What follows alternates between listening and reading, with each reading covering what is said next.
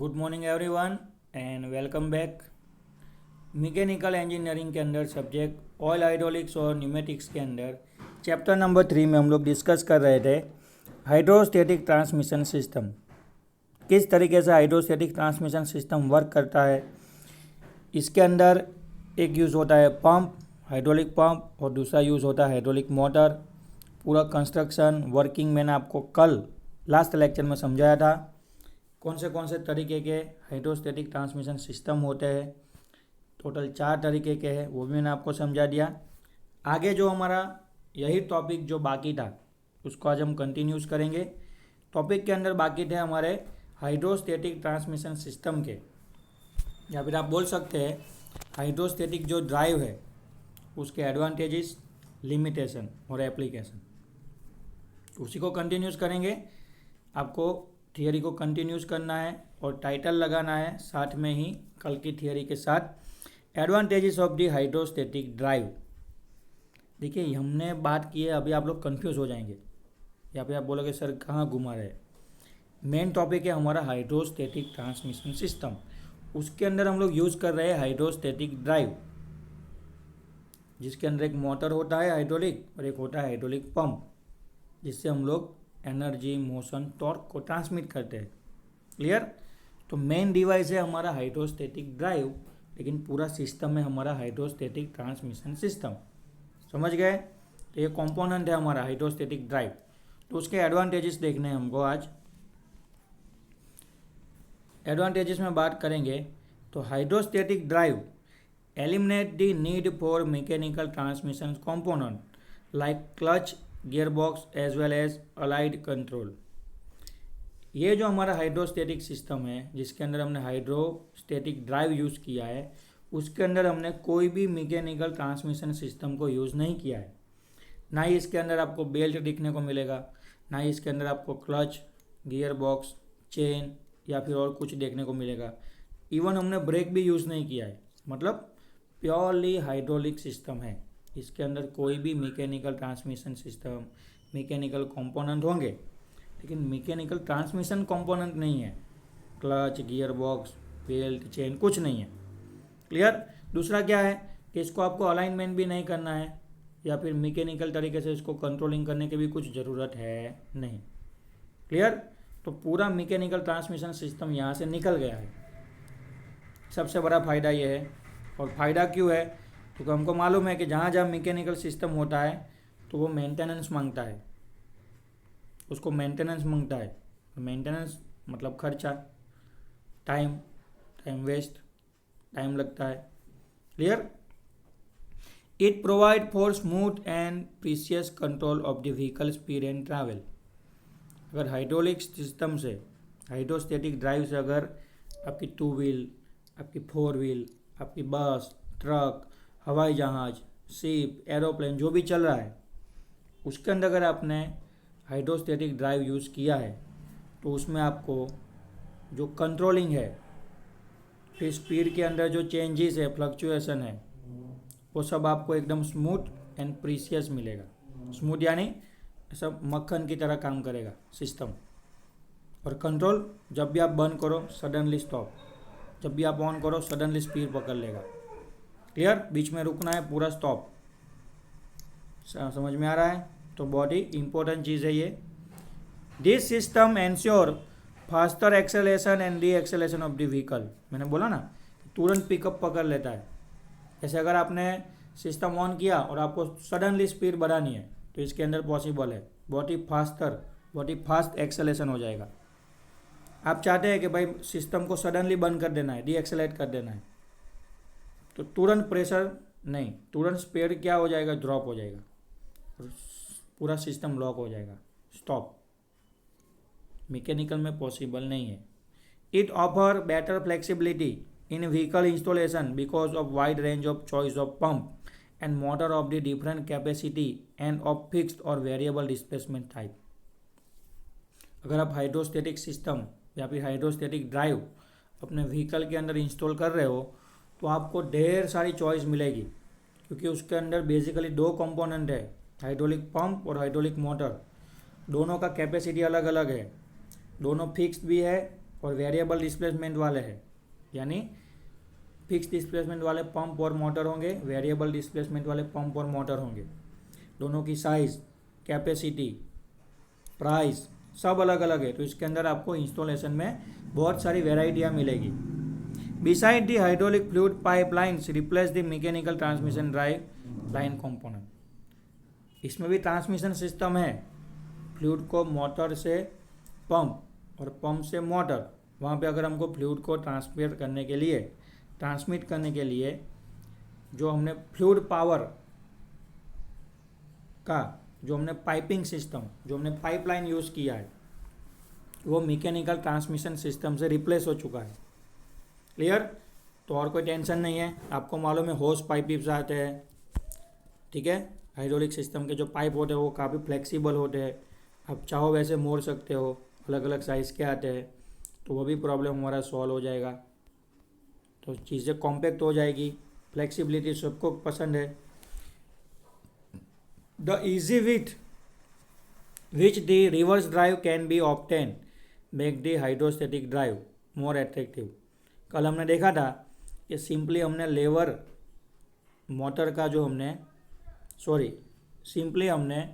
Liver की मदद से हाइड्रोलिक पंप का जो भी रोटेशनल डायरेक्शन है वो चेंज किया, तो तुरंत ही सामने हाइड्रोलिक मोटर के अंदर भी हमको रिवर्स डायरेक्शन मिल गई, बिना किसी प्रॉब्लम, बिना किसी टाइम वेस्ट किए, एकदम फ्लुएंटली, आप बोल सकते हैं एकदम क्या होता है, स्मूथली, मक्खन जैसा चेंजेस हो गया है, एकदम स्मूथ, थोड़ा भी जर्क नहीं लगेगा और कोई प्रॉब्लम नहीं होगा।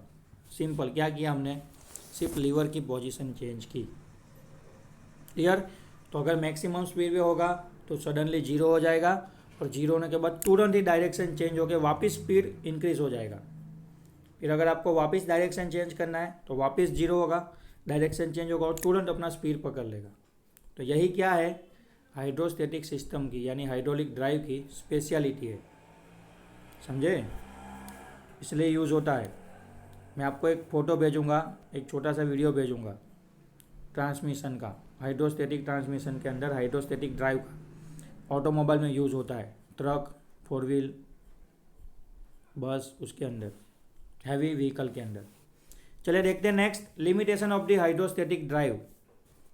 अब फायदे होंगे, एडवांटेजेस होंगे, आप तो बहुत खुश हो गए तो सर मैं तो आज के आज ही क्या करूँगा, पापा से पैसे लूँगा और कल के कल ही मेरी 4 व्हील के अंदर मैकेनिकल सिस्टम को निकाल के हाइड्रोस्टेटिक सिस्टम डलवा दूँगा सर, बहुत मज़ा आ गया।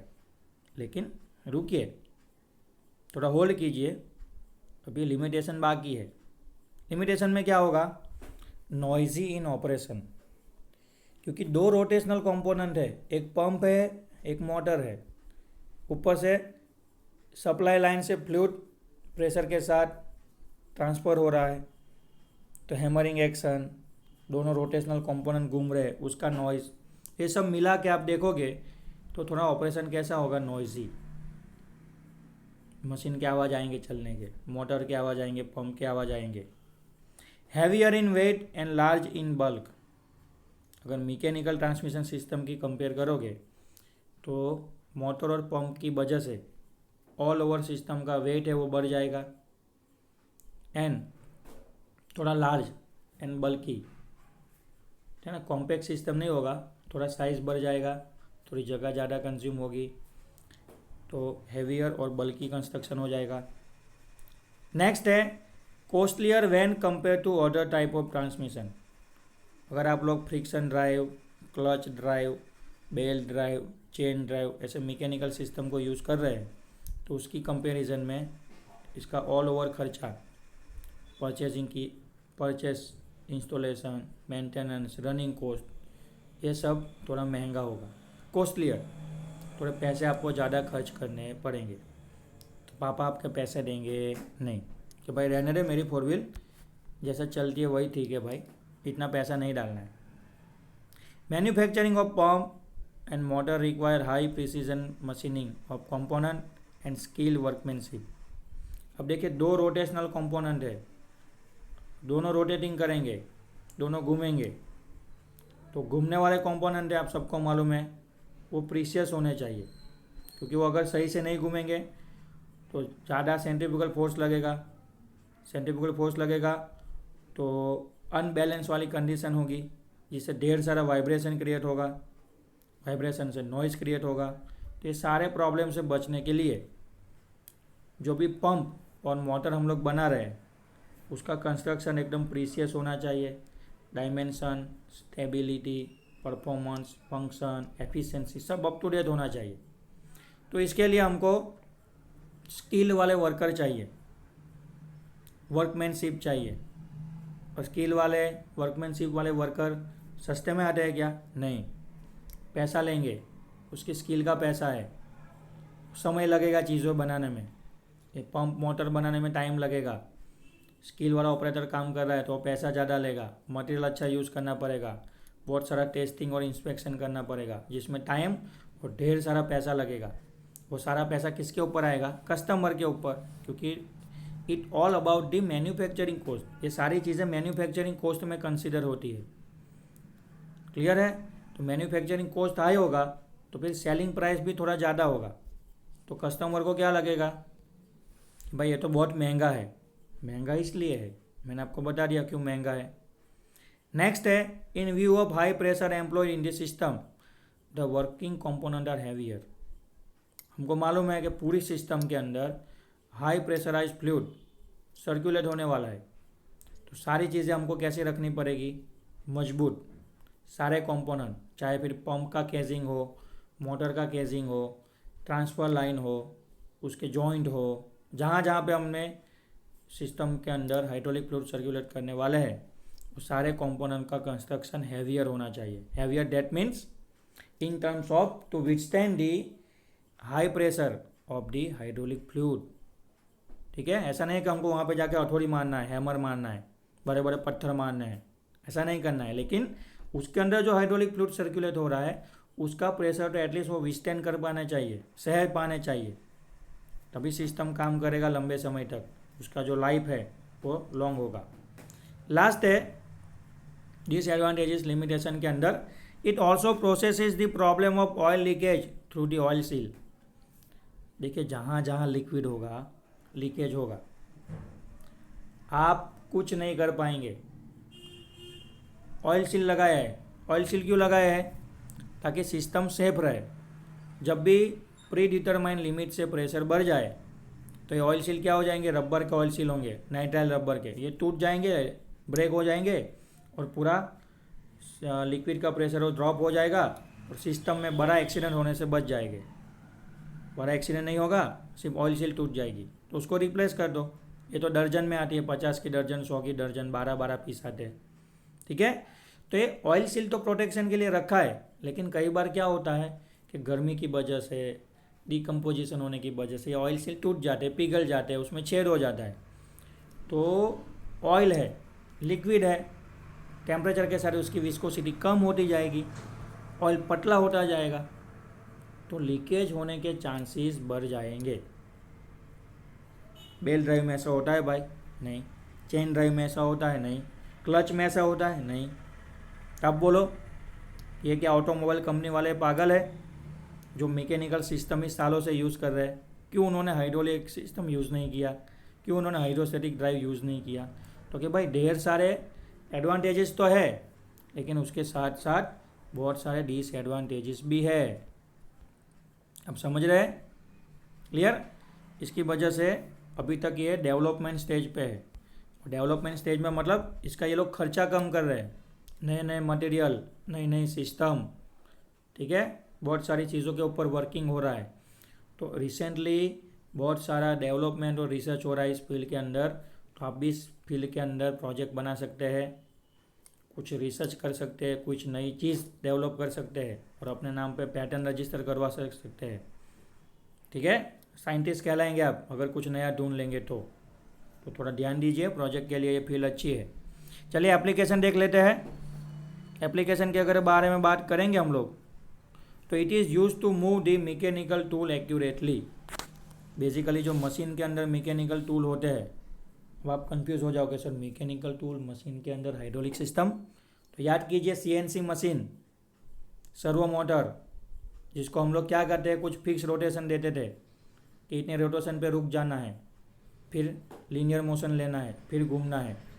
तो जो हमारा टूल होता है, जो ड्रिलिंग मशीन का टूल होता है CNC ड्रिलिंग मशीन के अंदर, तो वो सारी जगह पे हम लोग हाइड्रोस्टैटिक ड्राइव यूज़ करेंगे।